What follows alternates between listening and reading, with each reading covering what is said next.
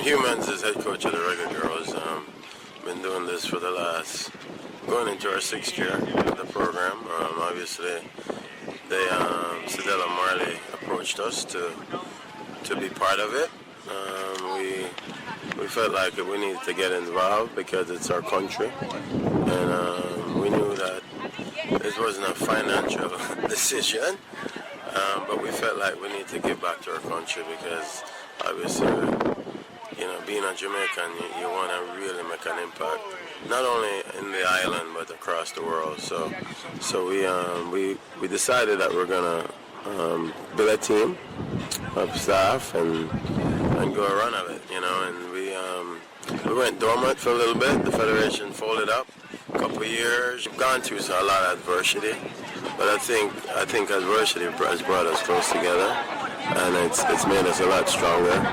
The players themselves have got to the point that it's not about the things that we can't control, but we can control the things that we were not in charge of. Yeah. Just tell them they don't have to worry about it. Just focus on football. We'll handle all the darts and everything that's thrown at us. We'll deal with all that. The thing is, we never knew when the federation was going to call us. So when we talk about being in the program 6 years, it's really 4 years. So, with what we've been doing. So, but we didn't know. But we just hoped that, we knew that the FIFA was going to come in there and put some stipulations because women's football is a big drive for FIFA right now. And this is projected to be the largest World Cup event on the women's side ever in France. So they wanted to make sure that every country is involved. And so we knew that the call was going to come. And, obviously we're still trying to get contracts for players. Hopefully we'll get that tonight done. And then obviously the staff, we're going to start getting their contracts. Just trying to take care of things before we hit the road to France and the staff folk. Hey, I'm Jean Nelson, manager of the senior women's Reggae Girls team. I not only manage the Reggae Girls, but I also manage some of the youth teams. So, I've managed the Beach Girls team, under 17, under 20, and under 15 at some point. We went way back in 1995 in Montreal, Canada, to the senior women's first. 2009 when I came back to the JFF and the women's committee and also managing the under 20 and the under 17. And then 2015, the senior women's again. Here when we're going to have the qualifiers, before we go to Haiti for that first tournament, I really started asking some pastors and friends of mine to pray. Because one night late in my living room, I lay prostrate before the Lord and I said to him, he they not qualified teams for the World Cup, manage teams to the World Cup. And if I am a woman of God and I'm a child of God, can you honor me by letting this happen? So faith without works is dead, so I never just say that to him. But I actually started praying about it and asking other persons to pray as well. And this was like February and the tournament was going to be in April in Haiti. We went over there and against all odds, we drew with Haiti 2-2. And by virtue of that, we had a better goal difference and went on to the next round, which we had that tournament right here in Kingston, Jamaica. We also won and then went on to Texas, where the qualifying for the World Cup took place. The squad that went to Haiti, we had quite a few local players. But by the time we reached Jamaica, of course, we had incorporated overseas players. So some persons, if you find the whole journey started, but didn't finish, but they were recognized, thank God, by the JFF by giving them some stipend when we qualified out of the money that we got. The name is Andrew Price. I am the assistant coach of the Reggae Girls football team. I'm currently the coach of the Humble Lions team in the Red Stripe Premier League. So, my involvement in football is very strong.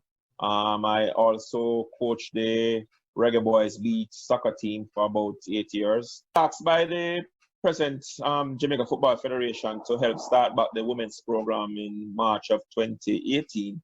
New regime because the national team was placed on hiatus for a while because of cost, and he wanted to pursue it again. So we decided to start back. and we had a challenge tournament in CFU.